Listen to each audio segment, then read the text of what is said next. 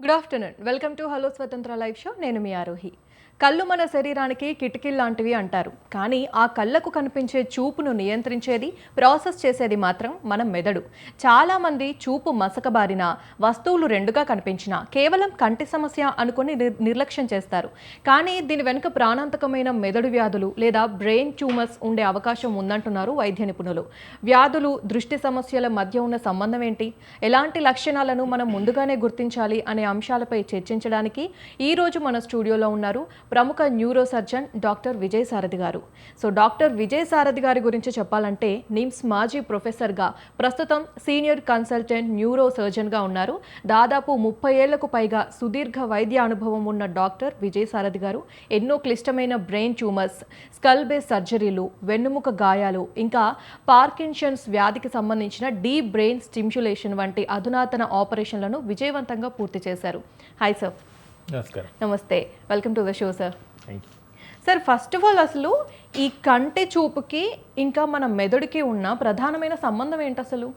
మీకు అందరికీ తెలుసు, సర్వేంద్రియాణం నయనం ప్రధానం అంటారు కదా. సో మన మెదడుకి అత్యంత క్లోజ్గా ఉన్న ఇంద్రియం కన్ను, తర్వాత ముక్కు. కన్ను అనేది డైరెక్ట్గా బ్రెయిన్తో కనెక్ట్ అయిన ఇంద్రియం కంపేర్ టు నోస్. ఓకే. మన కన్ను యొక్క పనితనం ఏంటి? చూపు, మన విజన్ అనేది కంటి యొక్క పని. మనం ముఖ్యంగా ఈ కంటి జబ్బుల్ని 2 రకాలుగా విభజించవచ్చు. ఒకటి ఏంటంటే కంటి చూపు, అంటే వెలుతురు తగ్గిపోయేది ఒకటి, కంటి మొటిలిటీ తగ్గేది ఒకటి. కంటి చూపు తగ్గడం ఏంటంటే విజన్ తగ్గడం, అంటే కన్ను చూపు సరిగ్గా ఆనకపోవడం. ఉదాహరణకు దూరంగా ఉన్న మనిషి సరిగ్గా కనిపించకపోవడం, వెలుతురు సరిగ్గా కనిపించకపోవడం, అవన్నీ ఒక లక్షణాలు. ఒక్కొక్క మనిషి 2గా కనిపించడము, అది మొటిలిటీకి సంబంధించిన. ఈ రెండింటికి బ్రెయిన్కి సంబంధం ఉంటుంది. ఎందుకంటే మన vision, both vision and motility 2 కూడా బ్రెయిన్ కంట్రోల్ చేస్తుంది. ఉదాహరణకు ఫస్ట్ ఆఫ్ ఆల్ ఏంటి, ఇది కంటి జబ్బా, మెదడు జబ్బా? ఎలా గుర్తుపట్టాలి అంటే, కంటి జబ్బులు యూజువల్గా ఏంటంటే ఒక కంటికి వస్తాయి, సడన్గా వస్తాయి. కంటి యొక్క నరం ఏంటంటే ఆప్టిక్ నర్వ్ అంటాం. మామూలుగా మన కళ్ళు ఏంటి, కార్నియా ఉంటుంది, కార్నియా తర్వాత లెన్స్ ఉంటుంది. లెన్స్ అంటే క్యాటరాక్ట్ వస్తుంది కదండి, లెన్స్ వస్తుంటుంది. తర్వాత ఏంటంటే లోపల రెటీనా ఉంటుంది అన్నమాట. వీటిలో వేటికి జబ్బు వచ్చినా కానీ కంటి చూపు మందగిస్తుంది. సో అప్పుడు ఎలా ఉంటుంది, ఒకవైపు ఉంటాయి, సడన్గా వస్తాయి. లేదంటే రాడ్స్ అనేవి బేసిక్గా ఏంటంటే రాడ్స్ అనేవి పెరిఫెరల్గా ఉంటాయి, అంటే అవతల వైపు ఉంటాయి. కోన్స్ అనేవి సెంట్రల్ విజన్ అనమాట. కలర్ విజన్ అనేవి సెంట్రల్ విజన్. ఇవన్నీ ఏంటంటే అనాటమీ ఆఫ్ ఐ. అది పక్కన పెడితే కంటి యొక్క మన యొక్క ఎప్పుడైతే ఇమేజ్ కంటి రెటీనా మీద పడుతుందో దాన్ని మెదడుకు తీసుకోపోయేదాన్ని ఆప్టిక్ నర్వ్ అంటారు. ఆప్టిక్ అంటే కన్ను, నర్వ్, ఆప్టిక్ నర్వ్ అంటే ఆప్టిక్ నర్వ్. దానికి ఏదన్నా జబ్బు వచ్చినప్పుడు జనరల్గా ఏంటంటే కంటి చూపు మందగిస్తుంది. అది ఒకవైపు మందగిస్తే, ఎడమవైపు మందగించిన ఎడమ ఆప్టిక్ నర్వ్ ప్రాబ్లం అని, కుడి ఆప్టిక్ నర్వ్ పోయినట్టు లెక్క. ఒకసారి మెదడు జబ్బులో 2 వైపులా కంటి చూపు మందగిస్తుంది. ఎందుకంటే ఒక ఆప్టిక్ నర్వ్ 2 కలిసిపోతాయి. కొంచెం దూరం ప్రయాణించగానే మెదడులో ఆ 2 కలిసిపోయి అటు ఇటు డికస్సేట్ అవుతాయి అన్నమాట. సో 2 కళ్ళల్లో ప్రాబ్లం వచ్చింది అంటే మోస్ట్ ప్రాబబ్లీ అది మెదడు యొక్క ప్రాబ్లం అని అర్థమవుతుంది. ఒకసారి కంటి రకాలు ఎటువంటి ఉంటాయి జబ్బులు, కళ్ళల్లో మెరుపుల్లాగా కనిపిస్తాయి. టిపికల్గా మైగ్రేన్ పేషెంట్స్కి. ఎందుకు వస్తాయి అంటే అదొకరం. కొందరు మనుషులకు ఏంటంటే హాలుసినేషన్స్ అంటారు, అంటే ఉన్నది లేనట్టు కనిపించడం, అది కూడా మెదడు జబ్బే. హాలుసినేషన్స్ అనేవి ఫార్మ్డ్ హాలుసినేషన్, అంటే ఒక మనుషులు కనిపిస్తుంటారు, జంతువులు కనిపిస్తుంటాయి. అది ఒక రకమైన మెదడులో భాగంలో దెబ్బతింటే వచ్చే లక్షణం. అన్ఫార్మ్డ్ హాలుసినేషన్ అంటే మనుషులు కనిపించారు, రంగులు కనిపిస్తుంటాయి, అదొక భాగం మెదడు దెబ్బతింటే వచ్చే హాలుసినేషన్స్. కంటి చూపు తగ్గడం ముఖ్యంగా ఏంటంటే కంటి ఆప్టిక్ నర్వ్ కనుక ప్రాబ్లం ఉంటే ఒక ఫీల్డ్ డిఫెక్ట్స్ అంటాం, అంటే మామూలు ఒక పక్కవి కనిపించవు. మామూలు ఎదురుగుండా చూస్తున్నాం అనుకోండి, మనకు సర్క్యులర్గా విజన్ ఉంటుంది.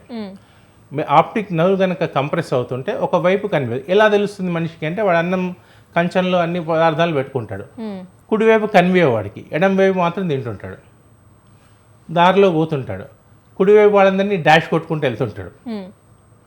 పైన విషన్ తగ్గిందనుకోండి గడప సరిగ్గా కనిపించదు వాడికి, గడపకు ఢీకొంటూ పోతుంటారు అనమాట.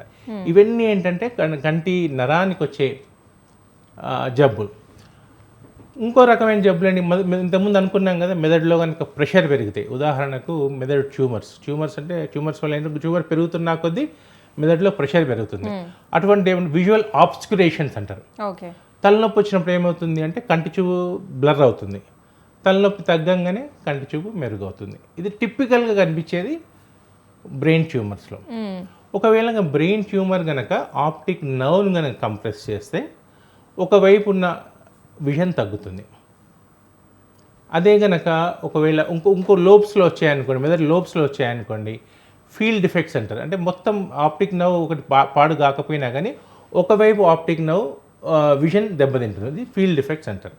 So based on the symptoms బట్టి మనము ఈ యొక్క ఫలానా మెదడు యొక్క భాగం దెబ్బతిందని మనము చూచాయిగా నిర్ధారించుకోవచ్చు. తర్వాత ఎట్లా కన్ఫర్మ్ చేయాలి దాన్ని? ఎంఆర్ఐ స్కాన్ చేస్తాం. ఎంఆర్ఐ స్కాన్ ఏం చేస్తాం? ఆర్బిట్స్ చేస్తాం. ఆర్బిట్స్ అంటే ఆర్బైటల్ అంటే మన కన్ను గుడ్డు వెనకాల ఉండే బోన్, దాంట్లో ఏమన్నా జబ్బు ఉందా అని తెలుస్తుంది. ఆప్టిక్ నర్వ్లో ఉందా? ఆప్టిక్ ఖయాజం అంటారు. ఖయాజం అంటే ఎక్కడైతే మన ఆప్టిక్ నర్వ్స్ రెండు కలిసి దాటుకొని పోతాయి అనమాట, ఒకదాని క్రాస్ రోడ్స్ లాగా. కుడివైపు ఎడం వైపు పోతుంది, ఎడం వైపు కుడివైపు పోతుంది అనమాట. అక్కడ ఏమైనా జబ్బు ఉందా?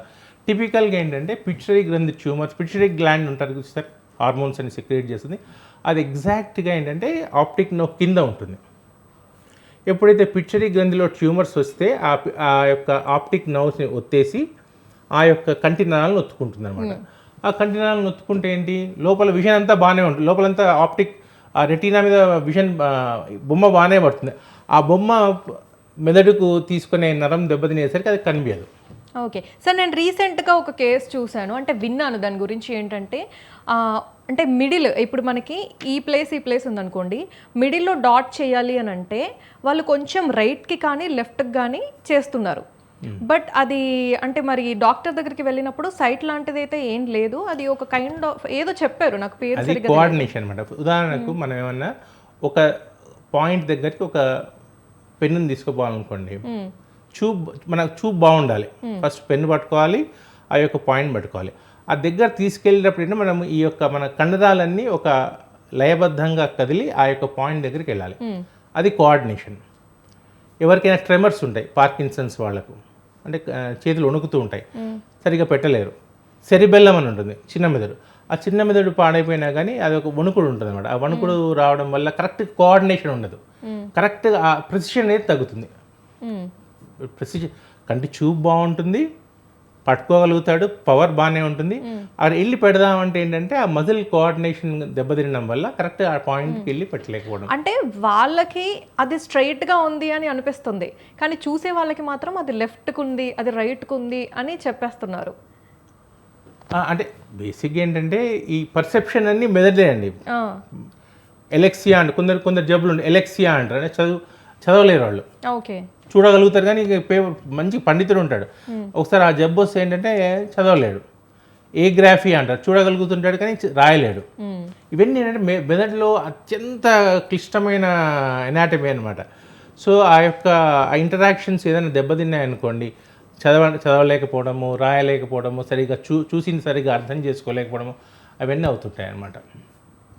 ఎస్ సార్, ఇప్పుడు బ్రెయిన్ ట్యూమర్ ఉన్న రోగులకి ఇందాక మీరు చెప్పినట్టు ఎక్కువగా దృష్టి సమస్యలు వస్తాయి కదా, మెయిన్గా వచ్చేవి ఏంటి, అండ్ ఒక వస్తువు రెండుగా కనిపిస్తూ ఉంటుంది అన్నారు. ఇప్పుడు అంటే కళ్ళకి కూడా ప్రాబ్లం వస్తుంది కాబట్టి ఇది కూడా బ్రెయిన్ ట్యూమర్కి సంకేతమేనా? ఒక వస్తువు రెండుగా కనిపించింది దాన్ని డిప్లోపియా అంటాం వైద్య పరిభాషలో. డిప్లోపియా అంటే రెండు, డై అంటే రెండు, ప్లోపియా అంటే చూపు. ఒక ఆబ్జెక్ట్ మనకు ఒకటిగా ఎందుకు కనిపిస్తుంది, రెండు కళ్ళు సమాంతరంగా పనిచేస్తుంటాయి. ఉదాహరణకు కుడి కన్ను ఒకవైపు పనిచేసి ఎడమ కన్ను ఇంకోవైపు పనిచేసింది అనుకోండి, ఆ రెండు ఇమేజెస్ ఫామ్ అవుతాయి మన రెటీనా మీద. అవి మెదడుకు తీసుకోపోయేసరికి ఏమవుతాయి, అవి రెండు ఆబ్జెక్ట్లాగా కనిపిస్తాయి. సో రెండు కళ్ళలో ఉన్న మోటార్ సిస్టమ్ ఏదైతే ఉందో, అంటే మజిల్స్ ఎప్పుడైతే కోఆర్డినేషన్గా పనిచేసినంత కాలం ఒక వస్తువుగా కనిపిస్తుంది. ఓకే, మెదడుకు సంబంధించిన వ్యాధుల్లో ఒక వస్తువు రెండుగా ఎప్పుడు కనిపిస్తుంది అంటే రెండు కళ్ళు ఓపెన్ చేసినప్పుడు. ఉదాహరణకు ఒక పెన్ను ఉందండి, ఆ పెన్ను మీకు రెండుగా కనిపిస్తుంది. అది కంటి జబ్బా మెదడు జబ్బా ఎలా తెలుస్తుంది అంటే ఒక కన్ను మూసేయాలి.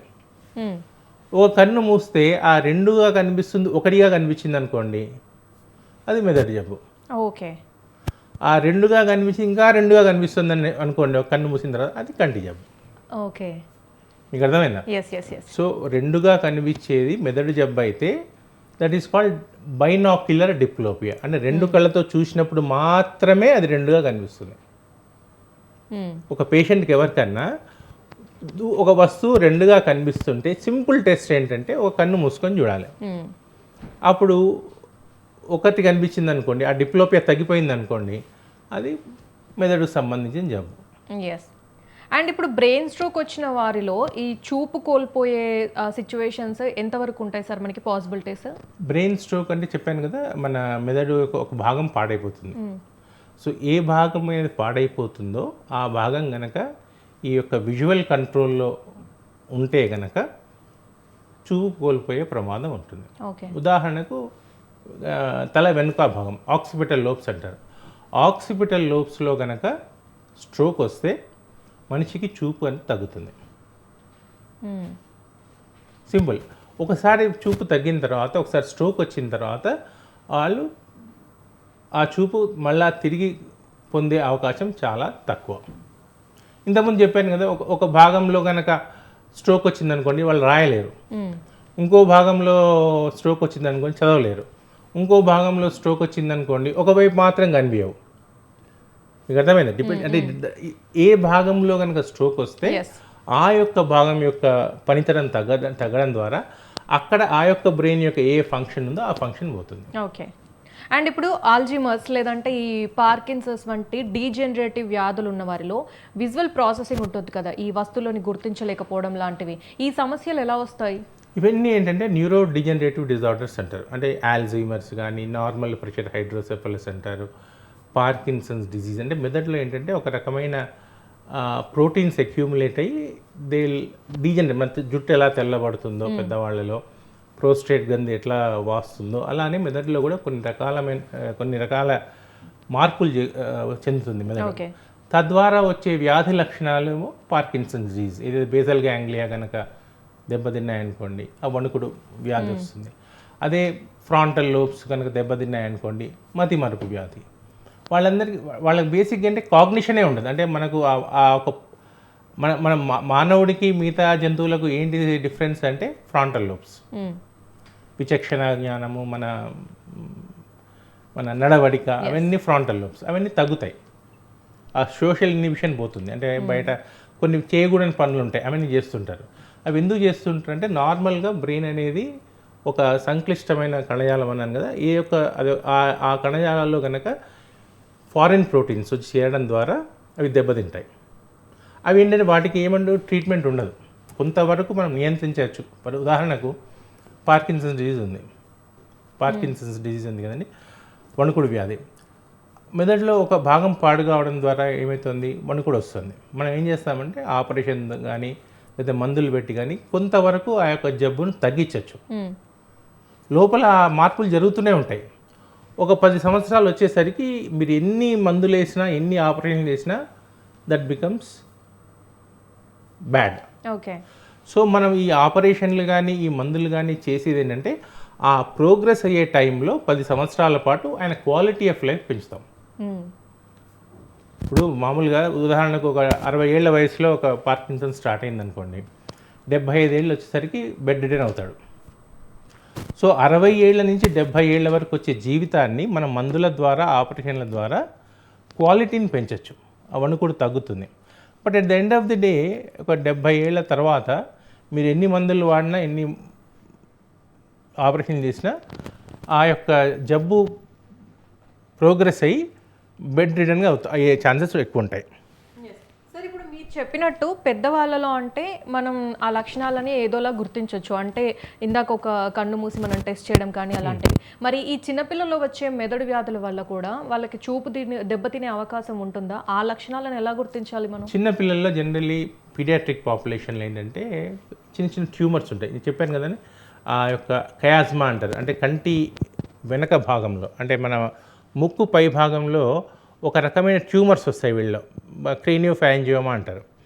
ఆ యొక్క ట్యూమర్స్ కనుక చిన్నపిల్లల్లో వస్తే కనుక వాళ్ళు మొట్టమొదటి కంప్లైంట్ చేసేది ఏంటంటే బోర్డుని సరిగ్గా చూడలేరు.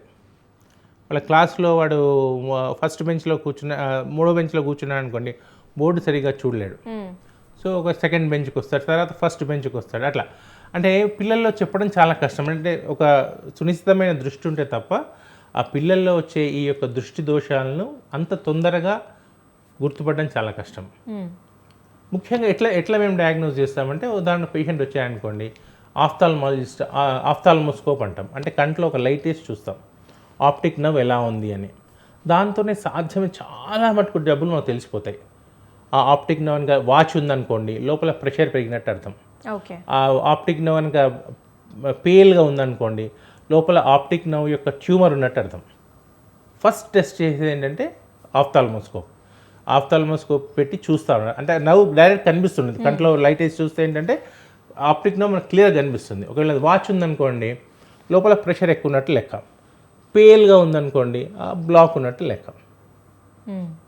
సో ఇటువంటి తర్వాత సిటీ స్కాన్, ఎంఆర్ఐ చూసి ఏమైనా ట్యూమర్ ఉందా, లేకపోతే ఏం నీళ్లు పెరిగాయి, అటువంటివన్నీ మనకు ఎంఆర్ఐ ద్వారా తెలుస్తాయి అన్నమాట.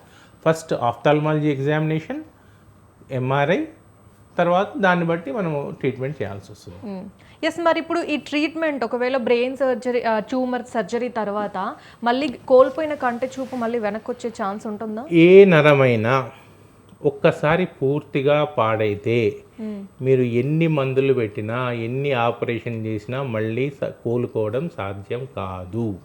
ఏ సర్జరీ చేసినా కానీ. అందుకనే తొందరగా అది పూర్తిగా పాడయ్యే లోపల మనం ఆపరేషన్ కానీ మందులు కానీ వాడాలి. ఓకే.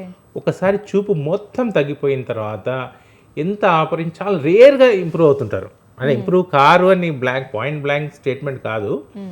99% అది ఇంప్రూవ్మెంట్ ఉండదు. ఒకసారి నర్వ్ చచ్చిపోయిన తర్వాత దానికి రీజనరేషన్ అయ్యే కెపాసిటీ ఉండదు. మిగతా మనం చర్మం కట్ చేసామనుకోండి, మళ్ళీ అది చర్మం పెరిగి ఒక స్కార్లా ఫామ్ అయ్యి బ్రిడ్జ్ అయిపోతుంది. మెదడుకు ఆ యొక్క లక్షణమే లేదు. ఒకసారి నర్వ్ కనుక డ్యామేజ్ అయితే, అందుకని టైమ్ ఈజ్ బ్రెయిన్ అంటాం. స్ట్రోక్ వచ్చినప్పుడు వితిన్ 6 hours కనుక ఎందుకంటాము, ఆ 6 hours దాటిందంటే మెదడులో ఉన్న కణాలని చచ్చిపోతాయి. అప్పుడు మీరు ఎన్ని ట్రీట్మెంట్లు ఇచ్చినా, ఎన్ని కోట్లు ఖర్చు పెట్టినా దానికి ఒక ఉపయోగం ఉండదు. So as early as possible ఈ సిమ్టమ్స్ మనం డయాగ్నోస్ గుర్తుపట్టగలగాలి, తొందరగా ఇన్వెస్టిగేషన్స్ చేయించుకోవాలి, తర్వాత తొందరగా మన యొక్క ట్రీట్మెంట్ ఆపరేషన్ కానీ లేకపోతే మందులు కానీ వాడాల్సి వస్తుంది. ఎస్ సార్, ఇప్పుడు ఒకవేళ అంటే మనం మెదడు వ్యాధులకి ఏదైనా మెడిసిన్ వాడుతున్నట్లయితే వాటి వల్ల సైడ్ ఎఫెక్ట్స్ ఏమైనా వచ్చి చూపుకి ఏమైనా ఇబ్బంది కలిగే ఛాన్సెస్ ఉంటాయా? అదే చాలా మందికి మందుల్లో, ఉదాహరణకు యాంటీ ట్యూబర్క్యులోసిస్, ఒకసారి టీబీ మందులు ఉంటాయి కొన్ని, మెదడుకు టీబీ వచ్చిన వాళ్ళకు పెడతాం. వాటిలో కొన్ని మందుల వల్ల కంటి చూపు దెబ్బతింటుంది. ఎవరెవరైతే ఈ యొక్క ఆక్యులర్ సైడ్ ఎఫెక్ట్స్ ఉన్న మందులు వాడుతుంటారో ఫ్రీక్వెంట్గా ఐ చెకప్ చేయించుకోవాలి, ఆఫ్థాల్మిక్ ఎగ్జామినేషన్ చేయించుకోవాలి. అంటే డాక్టర్ ఈజీ గుర్తుపట్టగలుగుతాడు. ఆయన చూస్తాడు, కంట్లో లైట్ వేసి చూస్తాడు, ఫీల్డ్స్ వేసి చూస్తాడు. ఏమన్నా తేడా ఉంటే మాత్రం వెంటనే ఆపేయాలి. ఏ మందైనా కానీ సడన్గా చూపు తగ్గిపోవడం ఉండదు, నెమ్మదిగా దాన్ని ఎఫెక్ట్ చేస్తుంది అనమాట. ఆ రెటినాన్ కానీ, ఆ యొక్క ఆప్టిక్ నర్వ్ కానీ, అటువంటి తొందరగా మనం గుర్తుపడాలి. మందులు స్టార్ట్ చేసేటప్పుడు ఒక బేస్ లైన్ తీస్తాం, 3 నెలలకు ఒకటి తీస్తాం, ఎలా ఉంది కన్ను అని. అది కొంచెం బాగుందనుకోండి, మందులు కంటిన్యూ చేస్తాం. ఒకవేళ ఏమన్నా తేడా కనిపించింది అనుకోండి కంట్లో, ఈ టెస్ట్ల ద్వారా మందు ఆపేస్తాం, మళ్ళీ రికవర్ అవుతుంది. ఓకే. టిపికల్గా మనం కోవిడ్లో వాడిన HCQS ఉంది, హైడ్రాక్సిక్లోరోక్విన్, నొటోరియస్ అనమాట. అది స్టార్ట్ చేసిన ప్రతి పేషెంట్కి చాలా మటుకు కంటి రెటీనా ప్రాబ్లం వచ్చేది. సో వచ్చిన వెంటనే అది ఆపేసేవాళ్ళు. మరి ఇప్పుడు ఎలాంటి లక్షణాలు మనకు కనిపిస్తే వెంటనే లేట్ చేయకుండా మనం ఎమర్జెన్సీ వార్డుకి వెళ్ళాలి? కంటి చూపు తగ్గినా కానీ వెంటనే కంటి డాక్టర్ దగ్గర కానీ న్యూరో సర్జన్ దగ్గర కానీ వెళ్ళడం శ్రేయస్కరం. You have to err on the negative side. ఏమోలేండి ఇది కంటి జబ్బే అనుకున్నాం అనుకోండి, లోపల మెదడు జబ్బు పెరిగిపోతుంది. అట్లా అని ప్యానిక్ కావాల్సిన అవసరం లేదు. ఫస్ట్ ఏదైనా కంటి ప్రాబ్లమ్స్ ఉంటే ఫస్ట్ కంటి డాక్టర్ దగ్గరికి వెళ్ళాలి. అది కంటి జబ్బా కాదా వాళ్ళు చెప్పేస్తారు. కంటి జబ్బు కాదు అంటే వెంటనే న్యూరోసర్జన్ని కన్సల్ట్ చేయాలి, ఓకే. ఇన్వెస్టిగేషన్ చేయించుకోవాలి. కంటి నరాలు అన్నీ బాగున్నాయి అన్న తర్వాతనే ఇంటికి వెళ్ళాలి. చెప్పాను కదండి, ఒకసారి మన కంటి చూపు తగ్గిందంటే ఇంక లైఫ్ లాంగ్ వీఆర్ ఫర్బిడెన్. ఉదాహరణకు చిన్న చిన్న ట్యూమర్స్ ఉంటాయి. లాస్ట్ టైం మా దగ్గర ఒక పేషెంట్ వచ్చిందనమాట. చిన్న ట్యూమర్ ఆప్టిక్ నర్వ్ కిందనే ఉంది, పెరుగుతోంది. కొంచెం డెఫిసిట్స్ వచ్చాయి, వెరీ మైల్డ్, అంటే స్టిల్ పూర్తిగా విషన్ పోలేదు. మేము చెప్పాం, అమ్మాయి ఈ ట్యూమర్ పెరుగుతుంది, ఇంకొన్ని రోజుల్లో you are likely to become blind. She said sir please remove it, తీసేయండి, I don't want to be blind. అయింది, బ్రహ్మాండంగా ఇంప్రూవ్ అయిపోయింది.